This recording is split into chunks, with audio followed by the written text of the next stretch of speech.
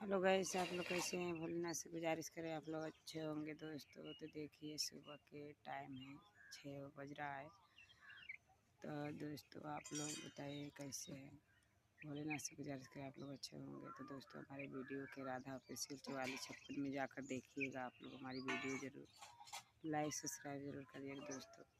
जो गंदी गंदी वीडियो बना रहा है उसका वीडियो आप लोग देखते हैं और उसका वीडियो आप लोग लाइक करते हैं, सब्सक्राइब करते हैं। तो दोस्तों हम तो चाहे जितना ख़राब बनाती है उसको तो हम सपोर्ट नहीं करते हैं, जितना आदमी अच्छे बनाते हैं उनका सबका वीडियो हम लाइक करते हैं, सब्सक्राइब करते हैं। तो दोस्तों हमारे वीडियो के आप लोग जाकर देखिएगा ज़रूर। आप लोग कमेंट में बताइएगा जिसको जिसको दोस्तों चाय पीना है वो कमेंट में ज़रूर बताइए, हमारे घर ज़रूर आइए।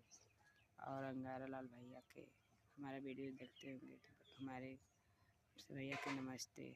भैया आप कुछ बताए नहीं।